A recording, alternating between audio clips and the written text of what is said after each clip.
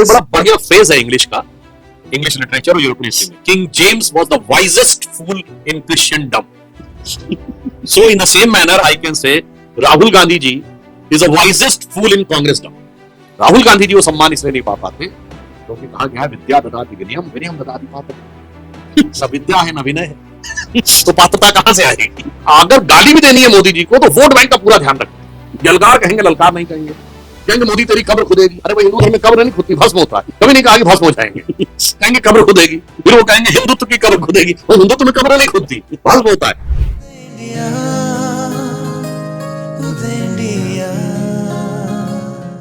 नहीं, राहुल गांधी कहते हैं बार बार वो बाहर चला जाते हैं, विदेश जाके भारत के खिलाफ बोलते हैं और कहते हैं कि आज अगर भारत की प्रोग्रेस कम हुई है उसके पीछे नरेंद्र मोदी के हाथ है, वो केवल जुमलाबाजी करते हैं। ऐसे बार बार राहुल गांधी। देखिए कौन जुमलेबाजी करता है, कौन यथार्थ करता है।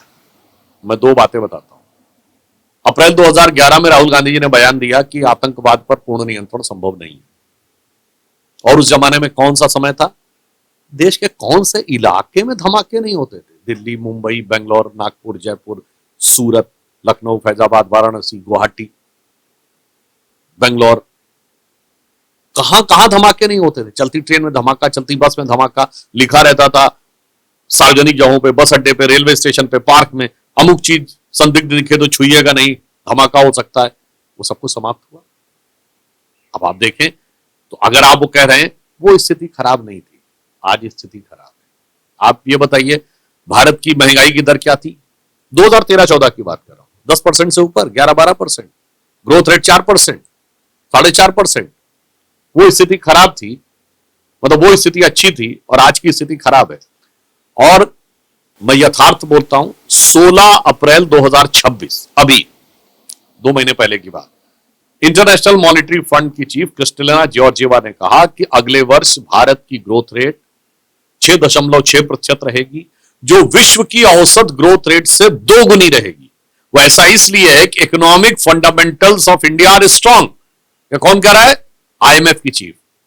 वर्ल्ड इकोनॉमिक फोरम ने मई 2026 की अपनी रिपोर्ट में कहा कि इस समय जिस प्रकार की वैश्विक परिस्थितियां आर्थिक बनी हुई हैं, उसमें भारत ने अपने को जिस ढंग से संभाला है, तो अमेरिका के बाद सबसे बेहतर डेस्टिनेशन अगर निवेश की दृष्टि से दिखाई पड़ता है विश्व के लोगों को, तो वो भारत दिखाई पड़ता है। और ये मैं ऐसे हवा में नहीं बोल रहा हूं।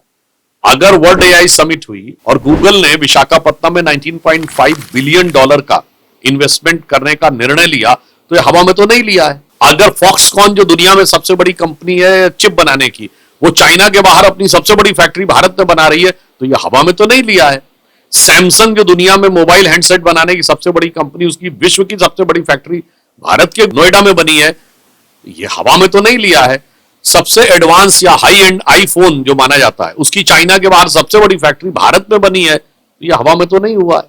तो मुझे लगता है इसके बावजूद, और राहुल गांधी जी कहते हैं भारत की स्थिति अच्छी नहीं है, तो मैं पूछना चाहता हूं, विगत 10 वर्षों से बस कोविड के दौर को छोड़ दिया है, हमेशा विकास की दर ऊपर और महंगाई की दर नीचे रही।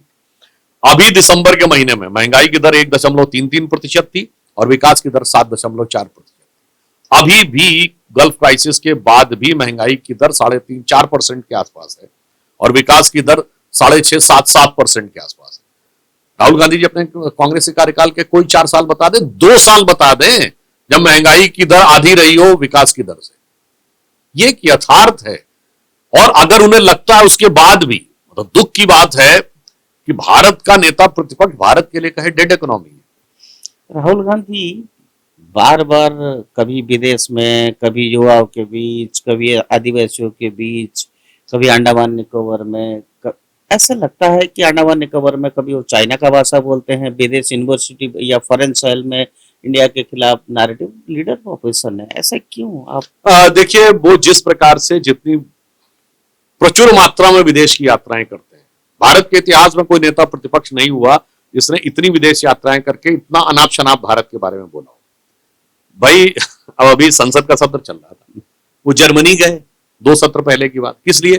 कांग्रेस संगठन के बारे में जानकारी। भाई ये कांग्रेस के संगठन के बारे में जाके जर्मनी से क्या सीखना है, ये समझ में नहीं आता। और वहां जाके वो कौन फेडरिक स्टिफ्टन करके एक थिंक टैंक में गए, कोई भी जाके उसका पूरा नाम 3 अक्षर का नाम है, फेडरिक फर्स्ट है, स्टिफ्टन लास्ट है, बीच का एक वर्ड है जो मैं भूल रहा हूं, जाके चेक कर ले, वो रूस में बैंड है, क्योंकि रूस के बारे में पुतिन के बारे में उल्टा फिर कहते हैं पुतिन आए तो मुझे मिलने नहीं दिए गए। भाई साहब आप ऐसे थिंक टैंक्स में जाके मिलोगे जो एक प्रकार से रूस के राष्ट्रपति पुतिन को वॉर क्रिमिनल हो जाने क्या क्या कहते हैं, फिर कहते हो अरे वो नहीं मिलना चाह रहे होंगे आपसे ऐसे में।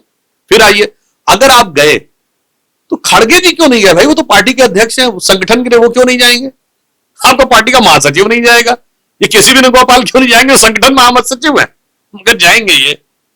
अब आइए साहब, सिर्फ इतना ही नहीं, मैं पूछना चाहता हूं, खड़गे जी नेता प्रतिपक्ष हैं, कितनी बार विदेश जाके उल्टा सीधा बयान दिया, ऐसा तो वो कुछ नहीं बोलते। पिछली लोकसभा में अधीर रंजन चौधरी जी थे, कितनी बार विदेश में जाकर उन्होंने भारत के बारे में अनाप शनाप बोला। इससे पहले जब यूपीए का शासनकाल रहा तो सुषमा स्वराज जी, अरुण जेटली जी थे, कितनी बार उन्होंने विदेश में जाके भारत के बारे में उल्टा सीधा बोला। अटल जी की सरकार के समय में राज्यसभा में डॉक्टर मनमोहन सिंह और लोकसभा में श्रीमती सोनिया गांधी नेता प्रतिपक्ष थी, कितनी बार मनमोहन सिंह जी या सोनिया जी ने जाके भारत के बारे में बोला अनाप शनाप। तो राहुल गांधी जी क्यों बोलते हैं? हर देश जानना चाहता है, और आपको इतनी बड़ी बड़ी यूनिवर्सिटीज में बुलाया जाता है क्योंकि उनकी नजर में आप बड़े अपरिमित प्रतिभा संपन्न, विद्वान, अलौकिक ज्ञान से विभूषित व्यक्ति हैं। भारत की कोई यूनिवर्सिटी नहीं बुलाती कभी लेक्चर देने के लिए, ये कौन सा माजरा है? चलो आप कहेंगे भाजपा की सरकार है, कि 4 से 14 के बीच में इस युवा विचारक को क्यों नहीं बुलाया भारत की यूनिवर्सिटीज में? अच्छा, आज जहां पर कांग्रेस की सरकार है, ये तेलंगाना, कर्नाटक, हिमाचल प्रदेश की यूनिवर्सिटी नहीं बुलाती, मतलब बुलाएगी वही, और वहीं जाकर वो भारत विरोधी, कभी इलान उमर के साथ, कभी इसके साथ, कभी ग्रेटा थनबर्ग के साथ, कभी फलाने के साथ, ढिमाके के साथ दिखाई पड़ते हैं। तो मुझे लगता है कि ये बात, और जो आपने कहा ना चीन वाली बात, अब यह अज्ञानता है या षड्यंत्र है, वही जाके चेक कर सकता है। उन्होंने 2023 जुलाई में जाके यूनिवर्सिटी ऑफ टेक्सास डैलस में ये स्टेटमेंट दिया कि चीन ने जो है वो बड़े अच्छे तरीके से अपनी बेरोजगारी को कंट्रोल कर लिया। सितंबर 2023, जनवरी से लेके जुलाई 2023 के बीच में चीन में बेरोजगारी की दर 21% हो गई थी, तो जुलाई के बाद चीन ने डाटा देना बंद कर दिया। मतलब इतनी बेरोजगारी हो गई कि डाटा देना बंद कर दिया, और ये सितंबर में कह रहे हैं। अच्छा, उसके बाद जनवरी 2024 में चीन ने अपना आधार बदला, उसके बाद फिर जुलाई 2024 आते आते 17% हो गई, उसके बाद बोल रहे हैं नहीं जी साहब वो अनुकूल कर लिया है। तो ये मुझे लगता है, अब क्या कहा जाए कि उनकी समझ पे सवाल है या उनकी नीयत पे सवाल है, पर है जो भी सवाल है, ये बड़ा गंभीर सवाल है। हमेशा भारत के विरुद्ध वाली बातों पे, जैसे मैं एक गंभीर बात कहना चाहूंगा, मोदी जी के प्रति आपके मन में ईर्ष्या है, हम मानते हैं, भारत के हित को क्यों डैमेज करना चाहते हैं भाई? रूस यूक्रेन का युद्ध हुआ तो यही कांग्रेस पार्टी, यही राहुल जी और सोनिया जी क्या कह रहे हैं, आप ह्यूमैनिटेरियन आधार के ऊपर यूक्रेन के साथ क्यों नहीं खड़े हो रहे, रूस के खिलाफ वोटिंग क्यों नहीं कर रहे, जबकि रूस से हमें उस समय मेजॉरिटी तेल रूस से आ रहा था। अरे भाई, आपके कांग्रेस शासनकाल के जमाने की लीगेसी कि आज भी हमारे मोर देन 60% डिफेंस इक्विपमेंट रूस से आते हैं, ब्रह्मोस रूस से आ रहा था, यानी जिससे हथियार आ रहे, ब्रह्मोस आ रहा, तेल आ रहा, उससे लड़ जाओ। ठीक, अब आइए साहब, इजराइल और गाजा में लड़ाई हुई, गाजा से क्या आता हमें, ढेला नहीं आता। इजराइल से हमारा defence equipment, cyber security equipment, intelligence equipment और एग्रीकल्चर में क्रॉप जो होता है ना, ड्रिप फार्मिंग की टेक्नोलॉजी आती, उससे लड़ जाओ। ठीक है साहब, अब अमेरिका ईरान में लड़ाई हो रही है, और ईरान की मिडिल ईस्ट के कंट्रीज से लड़ाई हो रही है। अब उन मिडिल ईस्ट कंट्रीज में Bahrain, Qatar, Jeddah, Abu Dhabi 1 crore भारतीय रह रहे हैं, उनकी जान खतरे में डाल दो, खुल के खड़े हो जाओ एक तरफ, और जबकि उस 1 करोड़ में 75% मुसलमान होंगे। इस मामले में मोदी सरकार को बदनाम करने में मुसलमानों की जान पे भी बनाए तो क्या फर्क पड़ता है। अब आइए साहब, उसके बाद इनसे पूछो भारत का सबसे बड़ा ट्रेड पार्टनर कौन है? अमेरिका। वैसे इस समय थोड़ा चाइना से भी बढ़ गया है, और हम ट्रेड सरप्लस किससे, $135 बिलियन का ट्रेड अमेरिका से, $45 बिलियन ट्रेड सरप्लस, यानी हम 4.5 लाख रुपए हर साल अमेरिका से कमाते, अमेरिका से लड़ जाओ। यानी जिससे तेल आता है उस रूस से लड़ जाओ, जिससे हथियार आते हैं उस रूस से लड़ जाओ, जिससे इंटेलिजेंस आती है उस इजराइल से लड़ जाओ, और जिससे 4.5 लाख करोड़ का मुनाफा कमा रहे हो उस अमेरिका से लड़ जाओ, ताकि भारत में एक अराजकता फैले और मुझे उस जो प्रधानमंत्री जी ने कहा है, मोदी जी ने, कि अराजकता में मैं अवसर किसी प्रकार से ढूंढ। आप सीधा सीधा ये कहना चाहते हो कि राहुल गांधी किसी और की खेल खेल रहा है, किसी और की एजेंट बन रहा है और देश के खिलाफ काम कर रहा है? नहीं, मैं ये कहना चाहता हूं कि ये कांग्रेस पार्टी स्पष्ट करे कि हर वो मूव, मैंने ये इसलिए विदेश नीति का उदाहरण देके देखा, जो भारत के अगेंस्ट में जाता है, कांग्रेस उसी के पक्ष में क्यों खड़ी होती है? कांग्रेस के नेताओं के बयान ही ऑपरेशन सिंदूर के समय पाकिस्तानी मीडिया में पाकिस्तान के नेताओं के बयान उतने सुर्खियां नहीं बटोर रहे थे जितने भारत के नेताओं के बयान बटोर रहे थे। अगर पाकिस्तान जो भारत के खिलाफ यूनाइटेड नेशंस में अपना डोजियर देता है, उसमें राहुल गांधी जी का बयान को कोट करता है, तो ये बात संदेह उत्पन्न। ये मानसरोवर यात्रा पे जाते हैं तो प्रोटोकॉल के लिए चाइनीज एम्बेसी का अधिकारी आता है, तो ये बात मन में संदेह उत्पन्न करती है। 2007 में इंटेल कंपनी भारत से चली जाती है, 2008 के बीजिंग ओलंपिक में पूरे गांधी परिवार को स्टेट गेस्ट का दर्जा देकर बुलाया जाता है। चलिए, सोनिया जी और राहुल जी तो एमपी थे, तो प्रियंका जी और उनको भी बुलाया गया था, रॉबर्ट वाड्रा जी को भी। काहे भाई, इतनी मेहरबानी क्यों थी? और कोई जाके चेक करे, 2003 में जो हमारा ट्रेड था चाइना के साथ, वो लगभग बराबर था, बल्कि 2003 के डाटा में हम ट्रेड सरप्लस में हैं। हम चीन से बेच ज्यादा रहे थे, कमा कम रहे थे, और कमा ज्यादा रहे थे और बेच कम रहे थे। और आपकी सरकार आते आते $37 बिलियन के ट्रेड डेफिसिट में आ गए, वो आज 100 से ऊपर है। तो उस 10 साल में ऐसा क्या हुआ कि जो चीन चाहता था वो हुआ? और मैं सब प्रमाण बोल रहा हूं, हम दुनिया में तब दूसरे नंबर की सबसे बड़ी आबादी थी, आज पहले नंबर की आबादी, इसलिए हम मोबाइल हैंडसेट के दूसरे बड़े कंज्यूमर थे, मगर प्रोड्यूस हम करते ही नहीं थे। 2 फैक्ट्रियां थी मोबाइल हैंडसेट बनाने की, और सरकार की नीति क्या थी कि अगर आप मोबाइल या इलेक्ट्रॉनिक के स्पेयर पार्ट्स इंपोर्ट करोगे तो ड्यूटी ज्यादा है, और पूरा मोबाइल इंपोर्ट करोगे तो एक्साइज ड्यूटी कम है। मतलब मार दिया आपने इंडस्ट्री को। आज मोदी जी के आने के बाद 340 फैक्ट्री हैं। इंडिया वर्ल्ड का 2nd biggest mobile handset manufacturer है। यह दर्शाता है कि प्रधानमंत्री मोदी जी ने आने के बाद किस रूप में किया। और इन सारे विषयों के ऊपर, अब कार निकोबार के ऊपर जो कांग्रेस का स्टैंड है, वहां 1800, 1900, 2000 स्क्वायर किलोमीटर का वो एरिया है, उसमें 160 स्क्वायर किलोमीटर के ऊपर ये बन रहा है। तो साहब, पर्यावरण का बड़ा वो हो रहा है। अरे भाई, अभी स्टेट ऑफ हरमुज हमने देखा, कितनी बड़ी समस्या। उसी प्रकार स्टेट ऑफ मलक्का एक बॉटल नेक है, और 2003 में चीन के राष्ट्रपति हु जिनताओ बोल चुके हैं कि हमारे लिए bottle neck state of Malacca है, और स्टेट ऑफ मलक्का से 50 नॉटिकल माइल दूर के ऊपर उसका जो आर्थिक पक्ष होगा कि भारत सबसे बड़ा वो जो जहाजों के स्टेइंग का पोर्ट बनेगा, तो जो सिंगापुर को हमें पैसा देना पड़ता है वो बचेगा। उसके अलावा हमारी नेवी की वहां पर वो होगी प्रेजेंस। और इंदिरा जी ने भी इस विषय को शुरुआत की थी, 1969-70 में यह विचार दिया था कि यहां पर भारत का बनना चाहिए। मुझे समझ में नहीं आता है कि जिस चीज को चीन अपने लिए एक स्ट्रेटेजिक चुनौती मानता है, अचानक कांग्रेस और उसका पूरा इकोसिस्टम, सोनिया गांधी जी भी बोलने लगती हैं, और उनको पर्यावरण की समस्या उस 160 स्क्वायर किलोमीटर में नजर आने लगती है, जहां पर कि जिस बनने वाली चीज भारत के आर्थिक विकास, भारत के सामुद्रिक विकास और भारत की स्ट्रेटेजिक इंपॉर्टेंस के लिए अत्यंत महत्वपूर्ण। ये सब के बावजूद भी भारत जोड़ आंदोलन के बाद राहुल गांधी, अपना अभी अभी जन्मदिन है, वो कोटा चले गए। कोटा में बच्चों को बोला कि आपके बच्चों को सिविल सर्विस नहीं मिल रहा है, नीट में फेलियर हो रहा है, उसके लिए मोदी सरकार जिम्मेदार है। हाँ, वो बड़ा विचित्र में देखा आपने, बड़ा विचित्र सा तर्क दिया उन्होंने। कहा 3000 बच्चों में एक IAS बनता है, और सही बात है, 16-17 लाख लोग बैठते हैं और यूपीएससी में सेलेक्ट होते हैं 800, 850, और जिसको आप प्रॉपर IAS IPS कहते हैं, यानी जिसका ख्वाब है, तो 150-200 सेलेक्ट होते हैं। 0.001% है। अब वो कह रहे हैं ये प्रोसेस ऑफ सिलेक्शन नहीं है, प्रोसेस ऑफ रिजेक्शन है। मैं राहुल गांधी से पूछना चाहता हूं, आपके करोड़ों कार्यकर्ता हैं, वो MLA MP कैसे बनते हैं?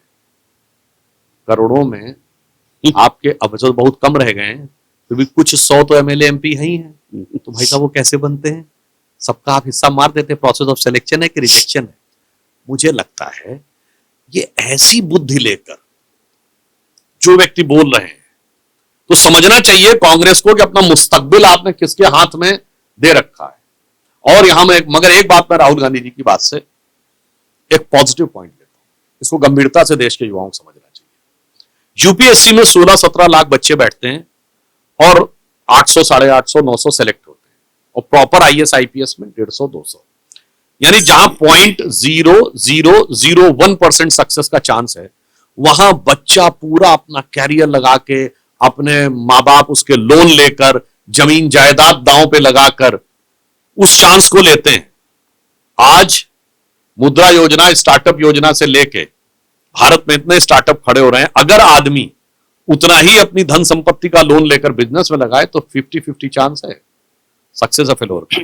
तो 50% पे चांस नहीं लेना, 0.001% के लिए प्राण लगा देना, ये युवाओं को सोचना चाहिए। आज नौकरी की चाहत में युवा 18 साल की उम्र से प्रयास करता है, 27-28 तक उसकी नौकरी लगती है। जो रिजर्व कैटेगरी वाले हैं वो 33-34 तक जाके सेटल होते हैं। 18 से 33-34, अरे ये जिंदगी का प्राइम टाइम है। आप क्या नहीं सीख सकते थे, आप कौन सा रिस्क नहीं ले सकते थे, कितनी मेहनत आप दिन रात की नहीं कर सकते थे, आप अपना एंटरप्रेन्योरशिप खड़ा कर सकते थे। मगर और अगर आप खड़ा कर लेते तो उसमें कोई रिटायरमेंट एज भी नहीं है। ये 33-34 में आने के बाद 60 में रिटायर, फिर अगली पीढ़ी के लिए फिर मुंह बाय बैठे रहोगे नौकरी मिलेगी कि नहीं। और यहां 60 नहीं, 75-80 तक जब तक आपका काम चले करिए, और आने वाली आपकी पीढ़ी को बना बनाया आधार मिलता है। और यहां पे मैं एक बात और भी कहना चाहूंगा, हो सकता है किसी को थोड़ी अटपटी लगे, हो सकता है किसी को, मगर मैं एक ऑब्जेक्टिव एनालिसिस देता हूं। ये नौकरी की जो चाह है ये किन जगहों पे ज्यादा है? उत्तर प्रदेश और बिहार। जरा ज्योग्राफिकल एक्सपेंस देखिए, फिर आपका जो विदर्भ का क्षेत्र, दक्षिण भारत में चेन्नई, मद्रास के आसपास का क्षेत्र जिसको प्रीवियसली मद्रास कहते थे, तमिलनाडु के क्षेत्र, उत्तर प्रदेश का जो हरियाणा का इलाका यूपी से जुड़ा हुआ, वहां आपको नौकरी की इच्छा ज्यादा मिलेगी। जो आप पंजाब की तरफ जाइए तो वहां नौकरी से ज्यादा एंटरप्रेन्योरशिप। राजस्थान के वो क्षेत्र, मतलब आप अलवर, भरतपुर, धौलपुर जो यूपी से जुड़े हुए हैं, उनसे जो मारवाड़ की तरफ बढ़िए तो नौकरी की बजाय एंटरप्रेन्योरशिप।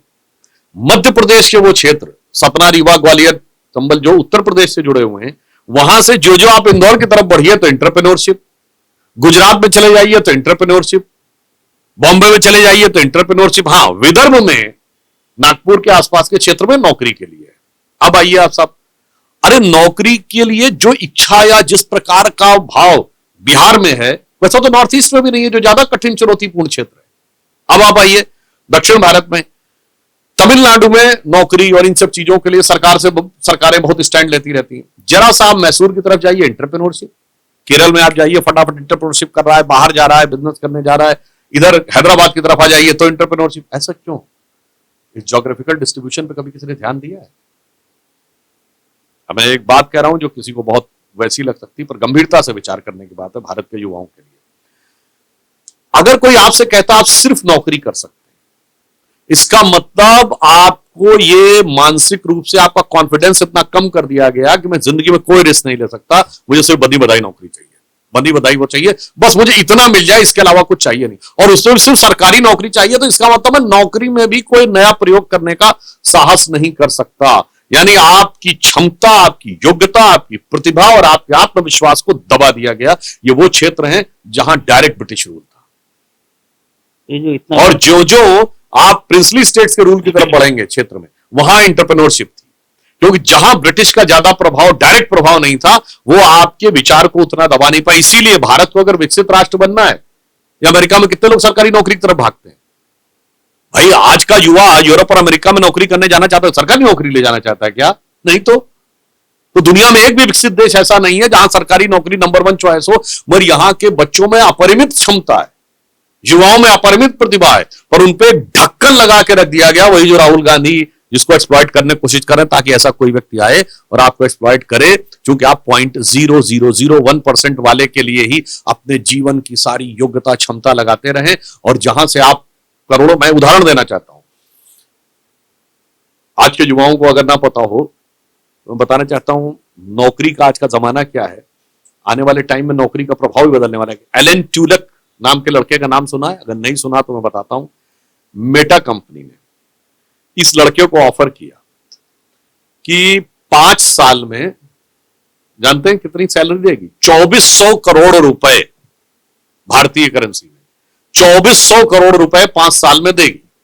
यानी इतना पैसा जो आदमी बिजनेस करके ना कमा पाए और कांग्रेस और विपक्षी नेताओं जैसे भ्रष्टाचार करके भी ना इतना कमा पाए, मगर उस एलन ट्यूलिक ने, मेटा कंपनी ये जो व्हाट्सएप और फेसबुक चलाती है, और एलन ट्यूलिक ने कहा ना, मुझे ये नौकरी नहीं चाहिए, मैं अपनी कंपनी बनाऊंगा, अपना एंटरप्रेन्योरशिप बनाऊंगा और अपने लिए एक अलग एम्पायर खड़ा करूंगा।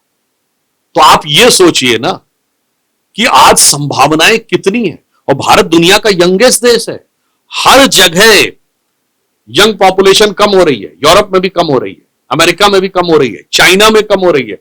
हमारे पास दुनिया की संभावनाओं का बाजार खुला हुआ है, और जिस ढंग से 5G 6G रोल आउट हो रहा है, एआई का दौर आ रहा है, वर्ल्ड की ग्लोबल कनेक्टिविटी हो गई है। अब आधे तो जॉब ऐसे हो जाएंगे जो लोकल नहीं, नेशनल भी नहीं होंगे, दुनिया में कोई कंपनी किसी को भी बैठ के दे दे कि भाई तू कर दे। तो हमारे पास इतनी संभावना है, मगर ये जो जहां से मैंने बात शुरू की थी कि ब्रिटिश उपनिवेशवादी मानसिकता के वाहक दल आज भी भारत के युवा को वो 3000 में जो एक आईएएस बनेगा उसके चक्कर में फंसा के रखो, या एक सरकारी नौकरी मिल जाए बस उसी में हम संतुष्ट हो जाएं। नहीं, मैं कहता हूं, युवाओं से कहना चाहूंगा, धरती की शान तू है, प्रभु की संतान, तेरी मुट्ठियों में बंद तूफान है रे, मनुष्य तू बड़ा महान है। और राहुल गांधी को राजनीति नहीं करने देगा भाजपा का, बड़ा मुश्किल से अनएम्प्लॉयमेंट मुद्दा निकाला और युवा के बारे में बात करने गया। अभी तो खाली कोटा गया है, 3 मीटिंग अभी बाकी है, और वैसे भी राहुल गांधी बहुत मदद करता है, लोग कहते हैं नरेंद्र मोदी को। नहीं, मेरा ये मानना है कि जब तक वो है उसके, ऐसा था कि किंग जेम्स, मैं कैवियट लगा के बोल रहा हूं, उसको कोई व्यक्तिगत रूप से ना ले, जिन लोगों ने इंग्लिश साहित्य पढ़ा होगा, इंग्लिश लिटरेचर या यूरोपियन हिस्ट्री, उसमें किंग जेम्स आता है जिसके दरबारी उसको अत्यधिक बुद्धिमान मानते थे और बाकी जनता उसे मूर्ख मानती थी। फिर मैं कैवियट लगा कह रहा हूं कि कोई किसी पे व्यक्तिगत टिप्पणी नहीं कर रहा हूं। तो बड़ा बढ़िया फ्रेज है इंग्लिश का, इंग्लिश लिटरेचर और यूरोपियन हिस्ट्री में, king James was the wisest fool in Christendom. So in the same manner I can say Rahul Gandhi ji is the wisest fool in कांग्रेसडम।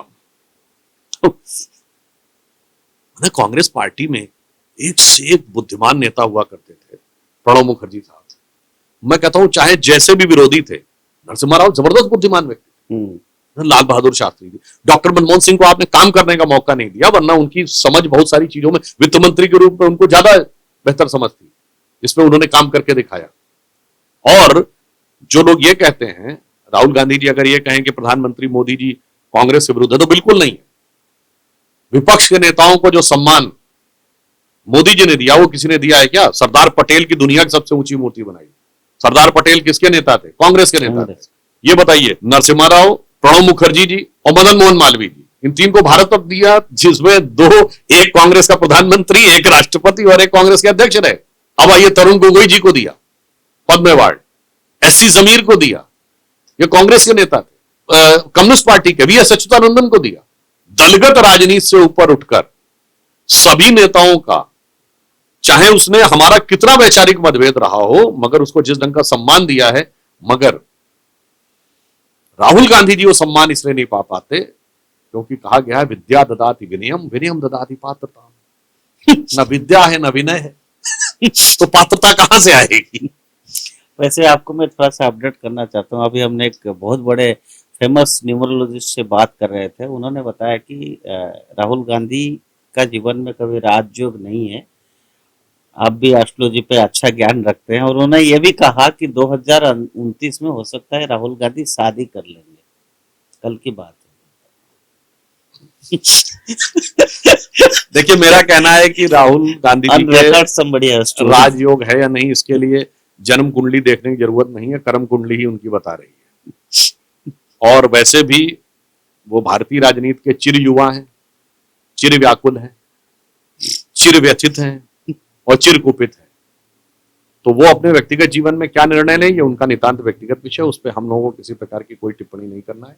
हाँ, भारत के विषय में अनर्गल, निरर्थक, भ्रामक, विद्वेषपूर्ण प्रचार करना, और राहुल गांधी जी से मैं पूछा, आप जान के कर रहे हैं, अनजाने में कर रहे हैं? अगर आप अनजाने में कर रहे हैं तो बहुत बड़े नासमझ है कि आप उन शक्तियों के हाथ के खिलौने बने हुए हैं। और जान के कर रहे हैं तो भैया फिर तो खुदा ही मालिक है, और कांग्रेस वालों के लिए खुदा ही मालिक होना चाहिए। क्योंकि अभी देखिए उन्होंने क्या बोला, जब कोटा गए, आपने कोटा का उल्लेख किया, तो क्या कहने लगे, आप आकर छात्रों को यलगार करना होगा। राहुल गांधी बोला यलगार का है, बोला भाई यलगार तो अरबी का शब्द है, ललकार का है नहीं बोला। ललकार तो हिंदी संस्कृत और भारतीय भाषाओं का शब्द है।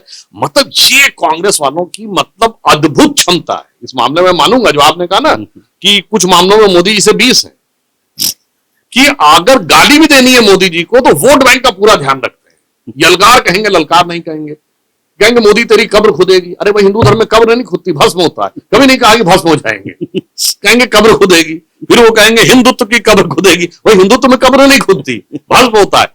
बोलते समय वोट बैंक का क्या ध्यान रखना है, गाली बकते समय भी पूर्ण मानसिक संतुलन रहता है।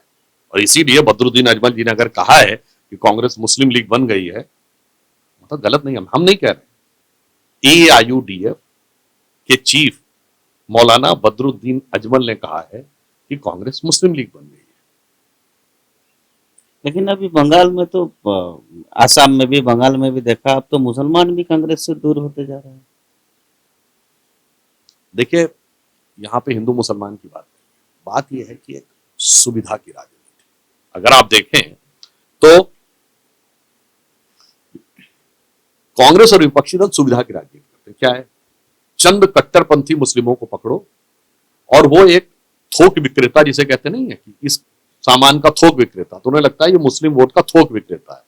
होलसेल डीलर को पकड़ लिया, इतना वोट हमें पक्का मिल गया। फिर क्या करो, हिंदू समाज को जात में डिवाइड कर दो, और एक दो बड़ी, हर राज्य में एक या दो जाति, हिंदू समाज की एक जाति ऐसी जरूर है जो 10% के आसपास उस राज्य में होती है, 8, 10, 11, उस जाति को ले लो, बस कॉम्बिनेशन बन के हो गया। और कोई भी ऐसा राज्य नहीं जहां मिनिमम 10-12% से लेकर मैक्सिमम 27-28% तक मुसलमान ना हो, तो 25-30% का वोट बैंक बन जाता है। तो इनकी पॉलिटिक्स जानते क्या है, जो लोग इंजीनियरिंग जानते होंगे तो मोबाइल में कहते हैं GSM, global system of mobile, और एक दूसरा आता था CDM, वो कोड डिवीजन मल्टीपल एक्सेस। पर इनके लिए इनकी पॉलिटिक्स है CDM, caste divide and Muslim appeal.